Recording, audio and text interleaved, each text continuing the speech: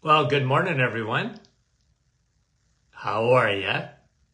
And once again, welcome to another live this morning. Hope you're having a great start to your day. We appreciate you coming on. Always a lot of fun, and unless things have changed, we're not.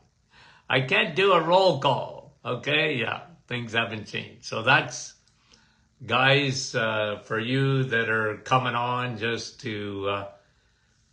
You can say hello. I can see it after the program. I can't see it during the program. It's an update or a bug. I'm not quite sure, but it's on Facebook's end, not our end. Because I love the roll call. You guys know that. Like you're like family. So I'm waking you up in the morning. Anyway, thanks for coming on, guys. We certainly appreciate it. And you mean a lot to me. Okay, so thanks again. And so this morning we're talking. I was asked the other day about chronic fatigue, and I just got to tell you, in my practice, okay, there were sort of phases. And the very first phase where, I think it was a real breakthrough in started writing books about it. And that was a real big phase. And that was on chronic fatigue. Okay. So if you guys remember any sort of medical history, it became a real big topic.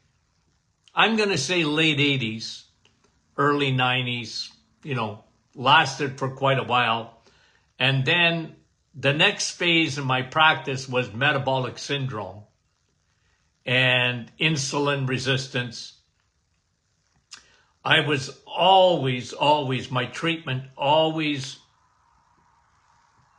primarily was with food.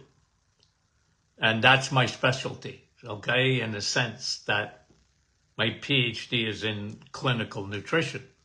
So I talked about food all the time in these conditions, but I want to talk to you about that phase in chronic fatigue. And we still see it today. It's not like it's, because people generally, they're overfed and undernourished. That causes a big problem in our society.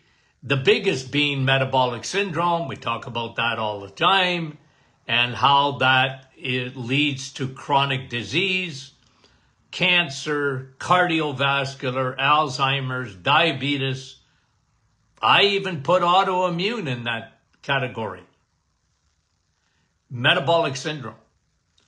And chronic fatigue, and I think I was the first guy to ever say this, it was adrenal. The biggest thing that happened in the body was at the adrenal gland level. It was stress. And so go back, and I used to have an expression, or at least a lot of patients had this expression, I'm sick and tired of being sick and tired. Like just walking around like zombies almost with no energy. Sick and tired of being sick and tired. Wired, but tired. How do you like that one? Wired, but tired. They were wired all right, but exhausted. Okay? So here's generally what I saw. Here were the symptoms. Obviously, exhaustion. And many patients used to say, okay, because I said, okay, energy levels. If 10 is high and 1 is low. I asked that question. I think it was the first question I asked to tens of thousands of patients that came to see me in my office. If 10 is high and 1 is low, give me a number. And a lot of people, it was amazing to me, a lot of people said, I don't even register on the Richter scale. It's not even 0, it's below 0. That's how exhausted I am. So it wasn't, well, I'm a 5 out of 10, although I did get some of that. But most people, when they had like that chronic fatigue, wired but tired, they would hardly register in terms of subjective energy levels.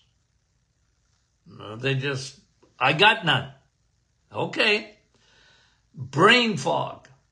It just felt like there was stuffing, some of the cotton in the brain, cotton stuffing the brain with cotton, and never really, just not trouble focusing, trouble even with short-term memory, trouble with just brain fog. Anybody ever experienced that? Brain fog? Yeah. Depression, anxiety, wired but tired, and depression. No motivation. Down in the dumps. A big problem was sleep. It's one of the major symptoms. Even though they were exhausted, they never got a good sleep. Never got a recuperative sleep. And that's no fun. I mean, literally, and some people, they literally were like passed out the whole day. But they never got that, okay, I had a good night's sleep. And a lot of us are like that, right? Like you might get really tired. I find now if I travel, I don't do near as well as I used to. And I get tired. But you give me a good night's sleep, and my engines are back to full bore, if you know what I mean. I get a recuperative sleep and I'm back in business. People with chronic fatigue, they're not back in business. They're done like dinner for a long time. Like anything exhaustive where they don't even have much energy. I tell people you got little wee wicks and your candle won't burn very long with little wicks. Or you got battery packs that are, they don't work very well. It doesn't hold a charge very long. And you're not recuperating with sleep. And often, one of the symptoms, usually, wasn't always there, but in well over 90%, they had symptoms of fibromyalgia. Now, I know a lot of people over the years have put fibromyalgia on its own. But I always said it was a two-sided coin. And chronic fatigue, fibromyalgia, chronic fatigue. Just flip the coin, doesn't matter. They're part and parcel of each other. And I saw so much of it, and that's why when I wrote books on chronic fatigue, and one of my books was called Energy Robbers, and the other one was Chronic Fatigue, Fibromyalgia, The Curse of the Modern Woman. I wrote that in the early 90s.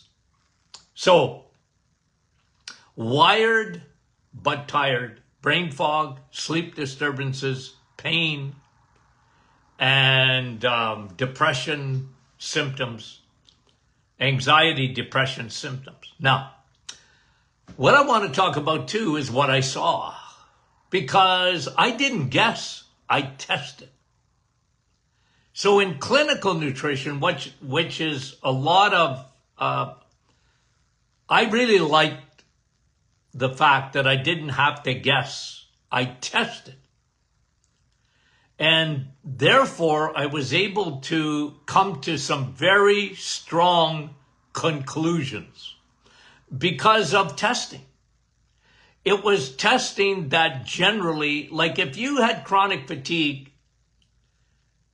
or anybody you know or knew that had chronic fatigue, they didn't get tested properly because they went through the channels, even to see, for example, an endocrinologist. Well, your thyroid numbers are all right. I talked to a lady the other day, and I said, well, your thyroid is slowed to a crawl. Look at all your symptoms. You got all the symptoms of it. Your hair's falling out. Your eyebrows are thinning. You're gaining weight. You just look at food. You got dry skin. You slowed to a crawl. Well, that's thyroid. Now we always talk about thyroid having lots of strings attached. And, it's almost unbelievable, but here we are today and still an endocrinologist. And I used to treat a few endocrinologists. They'd come to me for a workup, and they were shocked. I remember telling one endocrinologist, I said, well, you got thyroid problems. What? I got tests, they're normal. Well, I said, remember, lab, I'm not against labs, but you better symptoms trump the lab, especially when you're looking at lab results, what is so-called normal. Like thyroid numbers on TSH. Let me just give you TSH for a minute. The numbers of TSH between what they call normal, in the normal limits, is from here to eternity. Like there's such a huge range of what's called normal. And symptoms are not taken into consideration. Oh, it's not, your TSH is normal. As if that's the only test. And because I looked at tens of thousands of numbers of TSH, I said, well, what's normal for, medicine's not normal for me. And you got the symptoms. You got all the symptoms of your thyroid slowing to a crawl and your TSH. I got a sweet spot for that TSH number. That's why I wrote the book. Oh, it's one of the reasons. I talk about the 8 blood tests that I want you to get. And you can interpret your own blood work. You don't have to be a doctor to do it. Okay. Wired but tired. So what did I see? What were the tests that I did in my office that showed that was pretty well consistent in every case of people that were exhausted? Okay? So let me go over them. 1, they were low in vitamin D, almost invariably. Okay? And there isn't 5 doctors, well, there is, but I'm exaggerating. There's hardly any doctors that ever look at vitamin D and energy. They don't look at it that way. And it's not the first thing they think of.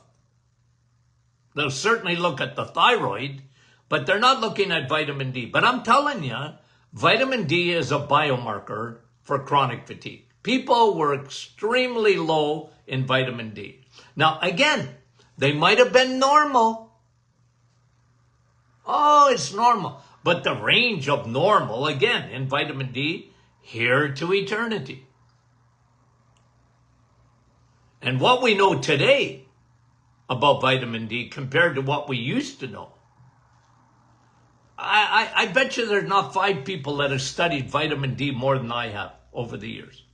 because I've been talking about it for a long, long, long time. 20 years on the radio. In every one of the books I've written, over 24, I think we're at 24, 25 books, I've always talked about vitamin D. Sun, the importance of it. Not only for, doctors think bones, I think immune system, I think energy. Your body is a solar panel. Extremely low, and they were never optimized in vitamin D. Needs to be optimized. B12, B12, B12. And I know I probably bore you to death on why I'm always talking about B12. Well, nothing works without B12 either. Nothing works without B12. And one of the problems in the 80s, okay, guys, I just got to tell you about vitamin D and B12. In the 80s was the big shift away from meat. Started a little earlier than that, but women especially, they were buying the salad thing. I heard it every day. Salad. That's where I do this voiceover. Salad. I heard it in salad. I eat well, Doc. I'm eating salad. I said, that's for rabbits. Cows eat salad so you don't have to. Look, you can have a salad, okay?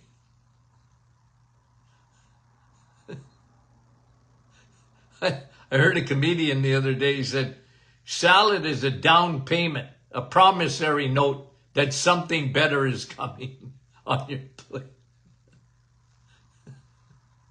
No, but listen, look, you want to have a salad, guys? Enjoy. Okay? All I'm saying is, don't live on it. But that's what was happening. People were living on, women especially, living on salad. They were cutting out their red meat. They were very low in vitamin D. You don't get no vitamin. Look, the best place to get vitamin D is from the sun. But the second best place to get vitamin D is a supplement. And the third best place to get vitamin D is food. And it's only found in the animal kingdom. That's why the Inuit, okay, who don't take vitamin D and don't see they're not sunbathing. Let's put it that way. Okay? We used to call them Eskimos. They're not sunbathing, but they weren't low in vitamin D. You know why? They ate it every day. And by the way, you need to eat it every day. If you want to get vitamin D from food, you got to have it every day. You got to have the fat. It's a fat soluble vitamin, and only animal fat, dairy fat, egg fat, meat fat will bring it to you. There's not a lot of vitamin D in chicken. Okay? I'm not against chicken. But what I saw in the office, extremely low levels of B12. And guys, by the way, on B12, okay, just by the way, okay, Dr. Martin, my B12 is too high. What does that mean? It's a water-soluble vitamin. It can never be too high. It can't be. Because it's only, and by the way, all that's doing is measuring your B12 in your blood. It's not measuring your B12 in your tissue. It's like magnesium. Magnesium, you get a blood test of magnesium. You know what that tells you? Not much. Why? Well, because magnesium is not in your blood. There's very little in your blood. It's in your tissue. It's in the cells. So I never relied on B12. When I saw B12, in a sense, I did my own testing. But people were extremely low in B12. A lot of it was diet. other digestive, any kind of digestive issue. Any medication, by the way, just about any medication will zap the B12 out of your body. You need to take it, guys. B12 is essential. Your brain, your nerves don't work without B12. You can't have good levels of energy if you have low levels of B12. And you know what? B12, you can hardly get today. It's crazy, but you can hardly get a physician even to look at it. I'll tell you, doctors in my dad's day, there wasn't a doctor that didn't give B12 shots at one time. It was the go-to for low energy. Today, people are walking around, they're like Casper the Ghost. And they don't even know they're low in B12 because nobody's told them. I shocked people in my office. I said, well, you're extremely low in B12. What? Do you eat red meat? I was told not to. It's acidic. Ooh. Leaky gut. Okay? They were low in vitamin D, low in B12. They had leaky gut. Did I ever see an exception? I don't know. I don't think so. They always had leaky gut. And leaky gut allows the Trojan horse to come in. And you guys have learned this on this program. Leaky gut, one of the biggest problems with it.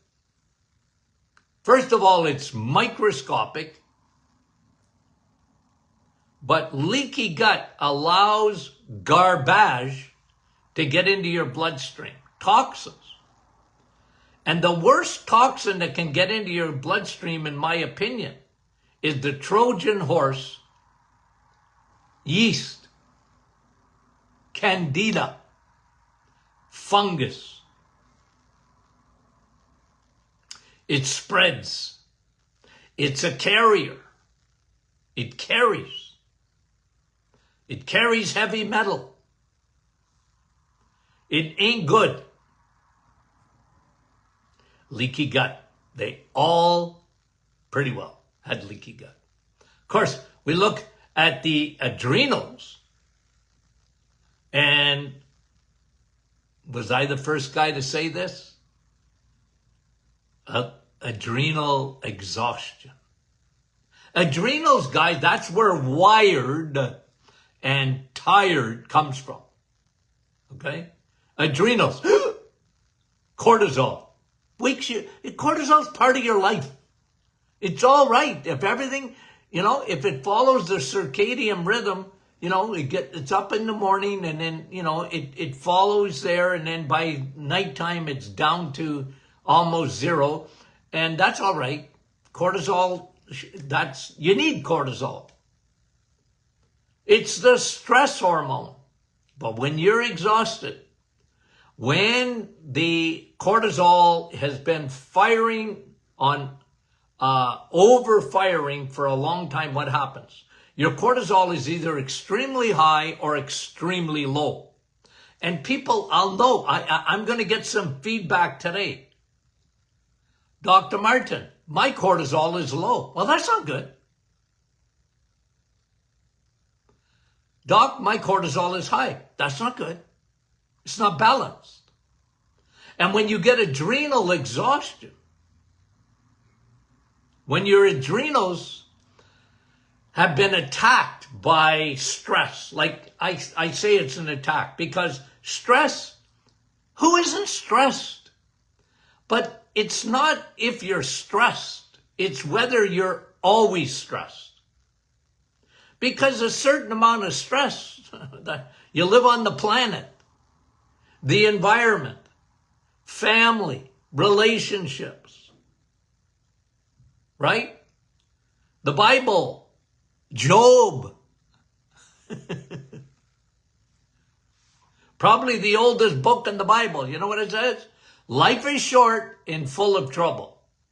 True or false? Yeah. Maybe not for a kid, but you got to agree with that. Life is short, full of trouble. And I'm not even negative. That's just the reality. Well, that's stress, the stress. And then we live in a different world today. I talked about that in my first book.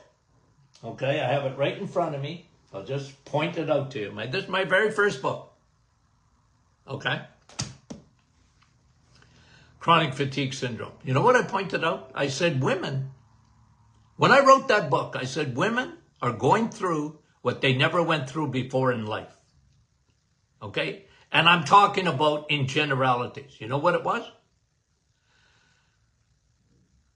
Women, their day became 24/7. Look, my mom had 11 children. I get a migraine. I love kids. I love kids, but I love my grandchildren more. If I'd have known grandchildren that much fun, we'd have had them first. But my mom had 11 kids. Holy smokes. Okay?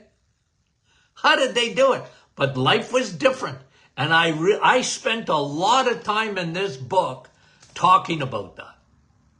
How women especially, because chronic fatigue was more of a woman, not that it didn't happen to men. But it was 90% women, if not 95. Well, I said the world's changed for them. And one of the things I talked about is that stress in their lives. You know, they're expected to compete with men in the workplace and have children, take care of the home. And who worries more? Let me ask you a question. Ladies, okay? I know my audience because you guys know this, okay? Who worries more? Someone sick in the family. Who worries more? You, ladies, or men? Guys, okay? And I know there's all these genders and all that, but come on. It's common sense. Who does it? Women worry more. Women are the ones that get stressed more than men. Okay? Men, we're dull. We're dumb. Health. Who worries more about health? Women or men? Here's a man coming into my office. What are you here for? I don't know. Why did you come? My wife. What's wrong? Nothing. How do you feel? Good. And I wouldn't hardly allow a woman, I hardly would allow a man to come into my office without their wives. Why? Because the wife will tell the truth and the husband's a liar, liar, pants on fire. Oh, I'm feeling all right. I feel good. No, you don't. I got all your test results. That's true, guys, isn't it? It's true. So we consistently saw adrenal gland exhaustion. And either cortisol was through the roof or it wasn't registering at all. Very low. And that's an adrenal burnout. Saw it a lot. Wrote about it. Talked about it on the radio. People would come from all over North America and even Europe to see me because I was talking their language. If they heard about me, they wanted to be tested. They wanted to confirm what they pretty well knew. You know how many boxes of Kleenex we went through at the office? You could ask anybody that worked for me. People, finally, someone listening. finally someone giving me answers. Finally. Tears had come down their eyes. Doc, I've been so exhausted. I've been so unwell. I can hardly think. And I say, well, that don't surprise me. Look at your results. You're a complete mess. Your adrenals ain't working properly. You're not firing on any cylinders at all. Your battery packs are down to 0. You got no charge left. Your mitochondria, your battery packs, they're not putting out any ATP. Tears coming down their eyes. Wired, but tired. So high or low cortisol. And let me just finish up here. Like I already talked to you about the TSH, this very sluggish thyroid. The thyroid was crawling. And usually the numbers were medically within normal limits, but they were off big time. And insulin resistance, I often saw it. And you can understand why. When you don't feel good, guess what you reach for? Crap. You were trying to get a quick fix. So they became, I get them to put their hand up. My name is Susie and I'm a carbaholic. I said, well, you're eating carbs and your battery packs are asking for something different. You're not fueling your body at all. And I said, but anyway, we're gonna send you home with a plan. We're gonna send you home with a very strict regimen to take care of yourself and build that body back up. Okay. And guys, by the way, this is where, if you're wondering about the story of Navitol, that's where this comes out of that. Where I, stumbled, and I mean it, stumbled upon pine bark extract, Navitol, pine bark. And because it crosses the blood-brain barrier, and that's probably the number one reason that why it's so powerful with extremely low functioning persons, was Navitol. Anyway, and of course, they were put on B12. I didn't care what their numbers were because they were extremely low. And vitamin D, given high doses of vitamin D, high doses of B12. They were put on Navitol. I put them on a broad spectrum probiotic. But I just wanted to give you what people went through. They're still going through it. Cortisol is a huge... Well, I wrote a book, 2011. Okay? Tony Jr. and I wrote a book in 2011.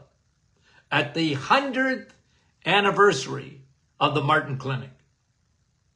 1911, 2011, wrote a book. Serial killers, 2 hormones that want you dead. Insulin and cortisol. They'll kill you. You need them. Absolutely need those 2 hormones. But when they get out of whack, they'll kill you. And today, has anything changed? Nope. 2 hormones that want you dead. Insulin and cortisol. And by the way, these women almost invariably, okay, when I saw them and tested them, were dominant in estrogen. Very dominant in estrogen. And that will slow your thyroid to a crawl too. And men that had it were very low in testosterone. Well, they're extremely low in vitamin D. Men need vitamin D for testosterone. Wired but tired. Okay. What's tomorrow? Q&A. Send your questions in. Okay? We enjoy Q&A. I enjoy it. I have more fun with that. We love it. So send your questions in for Q&A. That's coming tomorrow. Guys, we love you dearly. Talk to you soon.